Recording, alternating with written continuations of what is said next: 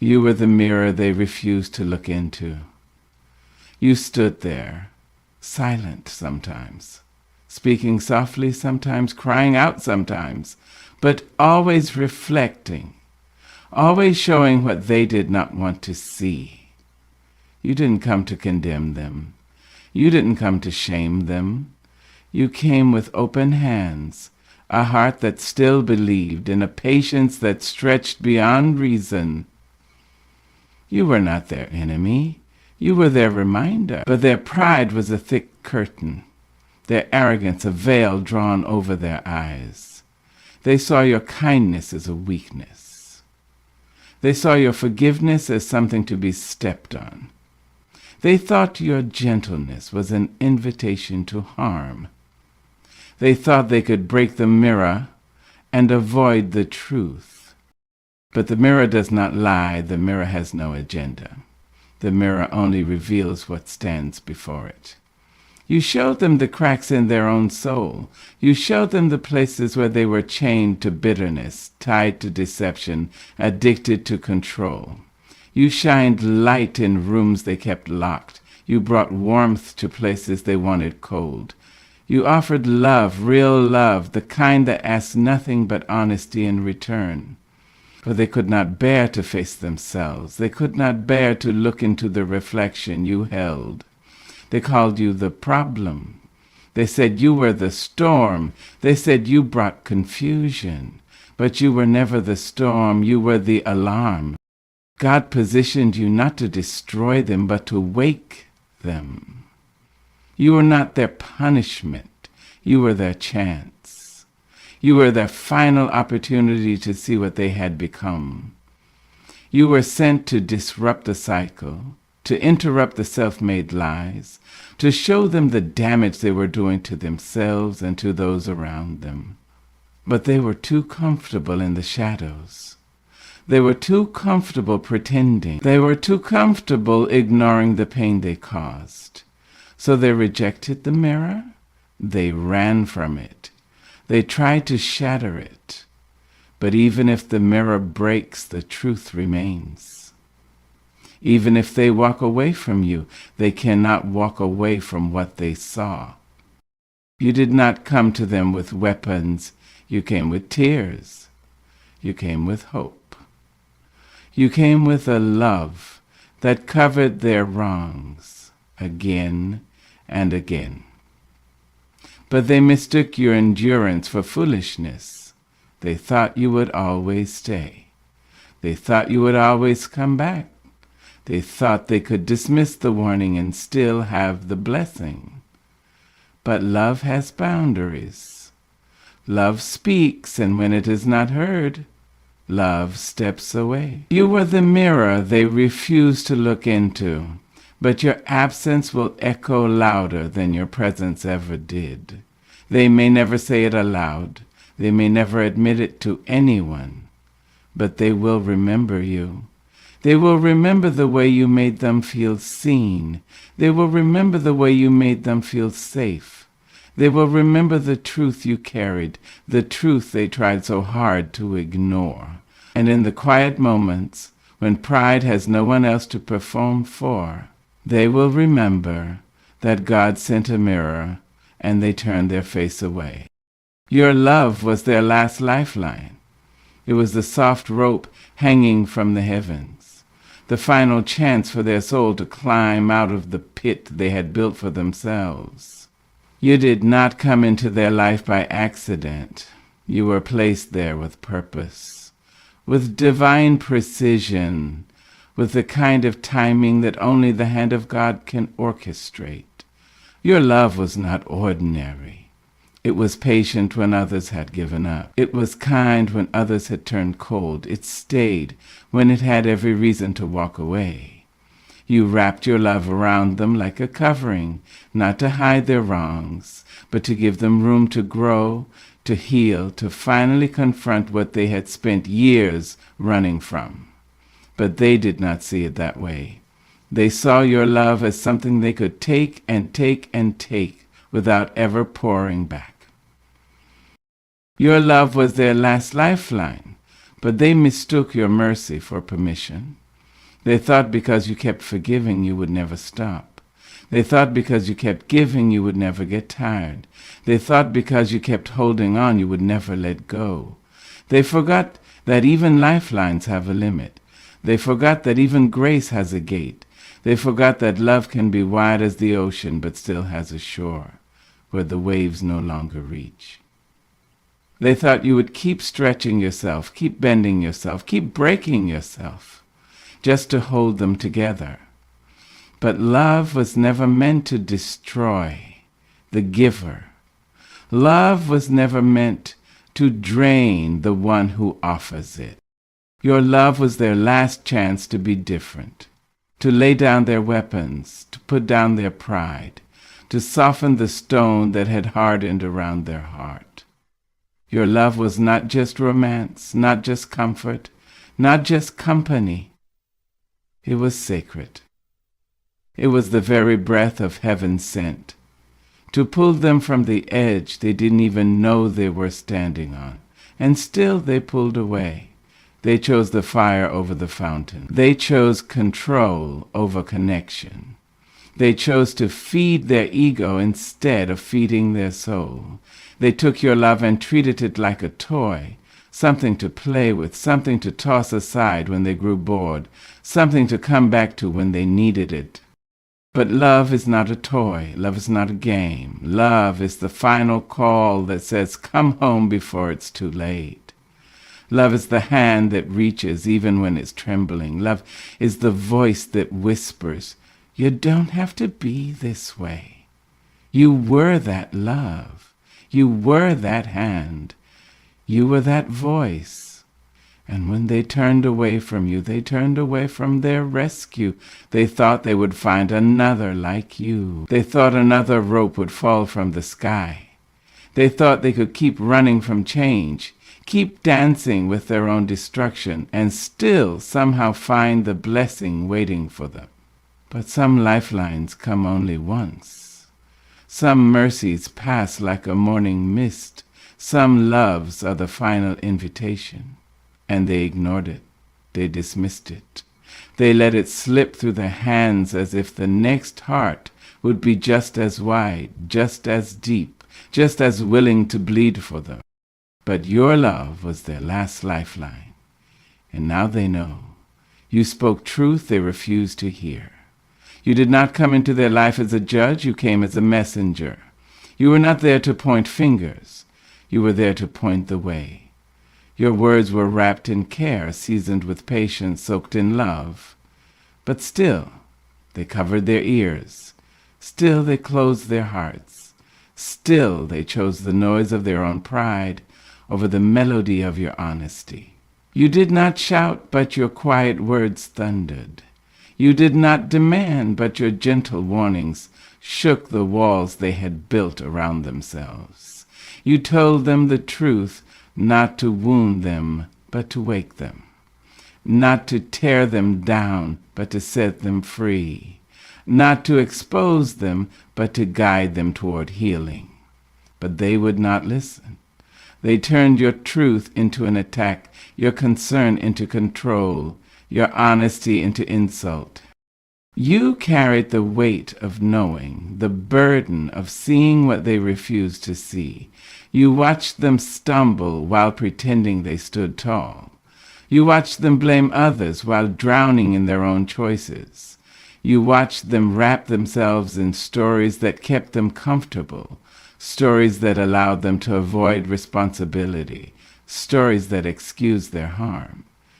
And you spoke against those stories. You stood in the uncomfortable places. You said the hard things.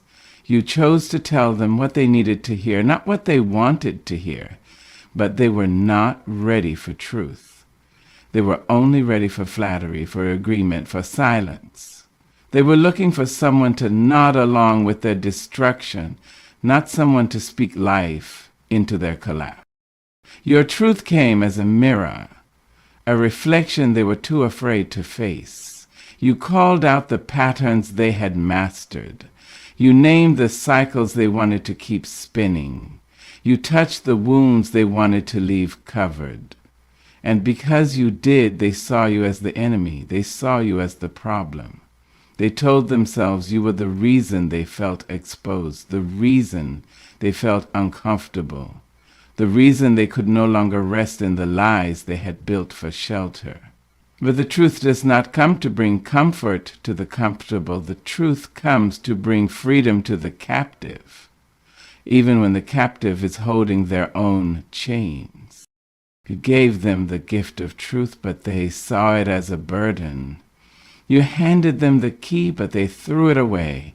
You pointed toward the door, but they walked in the opposite direction. Still you spoke. Still you stood. Still you loved them enough not to leave them in deception. You risked being misunderstood. You risked being hated. You risked being abandoned, just to deliver what their soul was crying out for. And they turned their back on it. They silenced your voice. They dismissed your words. They chose the comfort of their own story over the discomfort of growth. They thought they had silenced you, but truth does not disappear. It lingers, it waits, it rises. And long after your voice has gone quiet in their ears, your words will echo. They will remember what you said. They will remember that you spoke life. They will remember that you were the one who told the truth when no one else dared. God used you to reveal their chains. You did not come to bind them. You came to show them they were already bound. You walked into their life like sunlight slipping through a cracked door, and suddenly the darkness that felt so familiar to them became uncomfortable. You didn't bring the chains, you simply made them visible. They had carried those shackles so long that they believed them to be jewelry. They wore their pride like a crown, their manipulation like a robe, their selfishness like perfume. They dressed themselves in control, in deception, in masks that had been carefully crafted over years. And you came with bare hands and an open heart.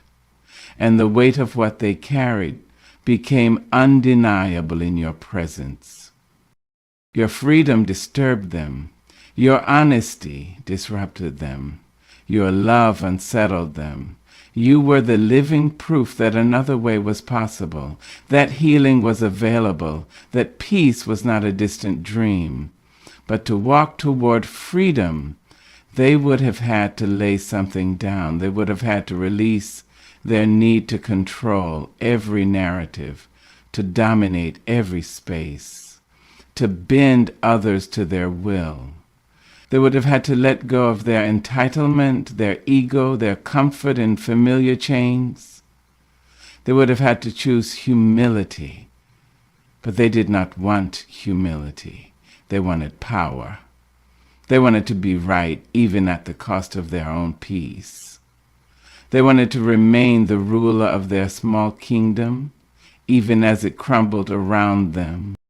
God used you like a mirror, like a lamp, like a living invitation to let go of what was killing them slowly. You exposed the invisible prisons they had built with their own hands. You revealed the locks they had swallowed long ago, the ones they pretended were no longer there. You spoke to the part of them that still longed to be free, but their pride chained their hands. Their fear silenced their mouths. Their stubbornness weighed down their steps. They would not move. They could not bear to admit that they had been holding on to lies. They could not bear to face that the chains had become their identity, their protection, their false sense of worth. You were not their punishment, you were their pathway. You were not sent to condemn, you were sent to call. And you called again and again, even when they pretended they did not hear. You called in your silence. You called in your love. You called in your truth. And they chose to ignore the call. They chose the prison cell over the open field. They chose the chains that gave them comfort over the freedom that would have required surrender. You did not come to fight them, you came to fight for them. But they mistook your presence for a threat. They mistook your care for control. They mistook the light you carried as something to be feared. They thought you came to change them, but you came to reveal them. You did not build the change, you simply showed them what they refused to see. And when you left, you did not take the truth with you. It remained, it lingered, it echoed in the empty spaces, and one day, when the weight of the chains becomes too much to bear, they will remember that God used you to show them what had been there all along. You were a gift they mishandled. You were not sent into their life by chance or by coincidence. You were placed there with care, wrapped in layers of patience, compassion, and unwavering loyalty. You were the kind of gift that speaks to the soul, the kind that arrives just when it is most needed, the kind that can soften the hardest places in a person's heart. You were meant to be a blessing, a lifeline, a shelter from the storms they created around themselves. But they did not recognize you as a gift. They treated you like something ordinary, something replaceable, something that could be carelessly placed on a shelf and picked up when convenient. They mishandled you because they never stopped to understand the weight of what they had been given. You brought peace where there had been chaos. You brought truth where there had been confusion. You brought love that did not come with chains, that did not demand performance, that simply asked to be honored. You brought the kind of presence that healed in silence and comforted without words. But they mistook your patience for weakness.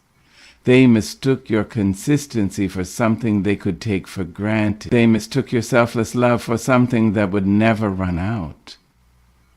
They thought you would always stay, always endure, always return, no matter how carelessly they handled you. They thought they could toss you aside when their appetite shifted and expect you to still be there when their hunger returned. You were the kind of gift that does not come wrapped in glitter but in gold, only the discerning can see. You were the quiet answer to prayers they never admitted they prayed. You were the one who saw their brokenness and still chose to stay, the one who embraced their flaws and still chose to pour out love. But they did not protect you. They did not cherish you. They did not handle you with the care a soul like yours deserved. Instead, they scratched you with words they never should have spoken. They dented you with actions they never should have taken. They left fingerprints of neglect on the surface of your heart. You were not asking for perfection. You were only asking to be seen, to be honored, to be handled with truth and kindness. But they were blind to the value you carried.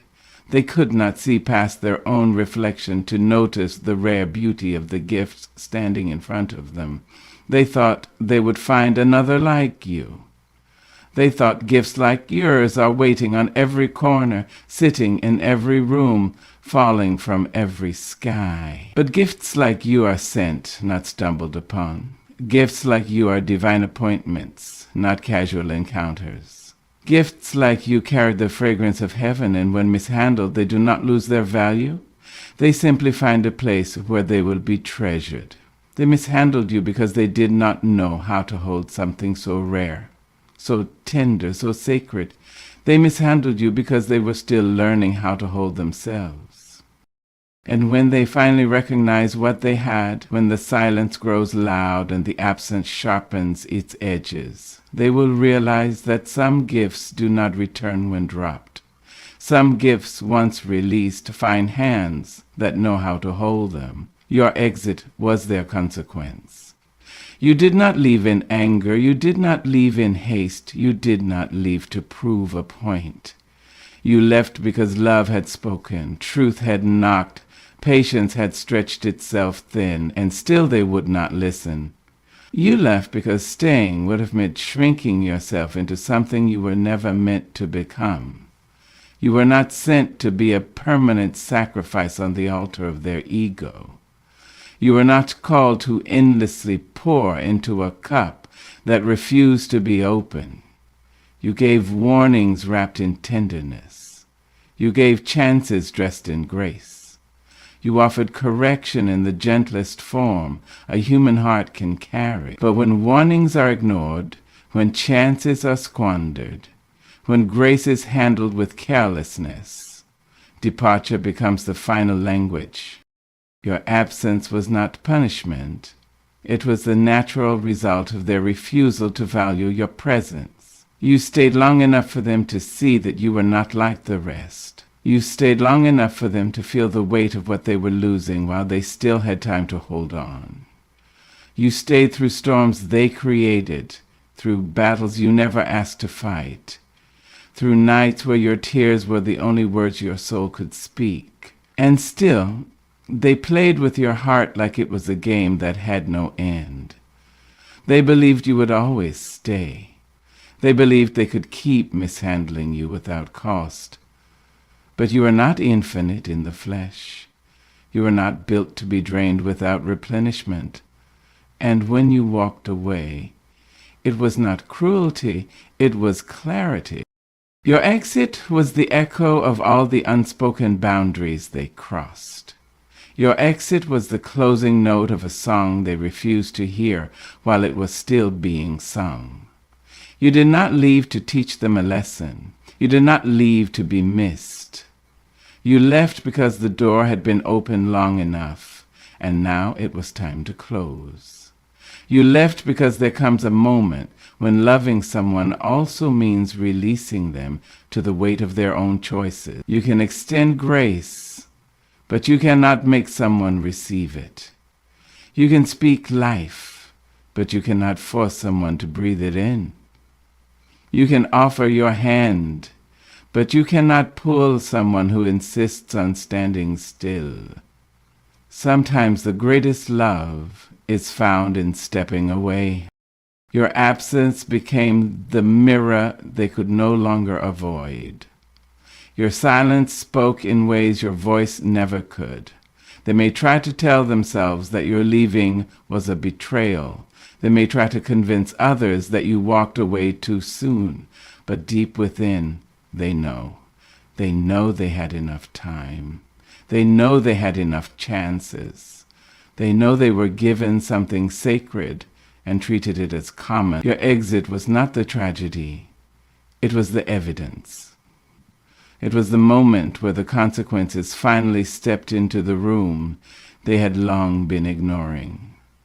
And now they must sit with the echo of all the warnings they dismissed, the love they mishandled, the truth they rejected. Your exit was not about revenge. It was the final chapter that their own actions had written.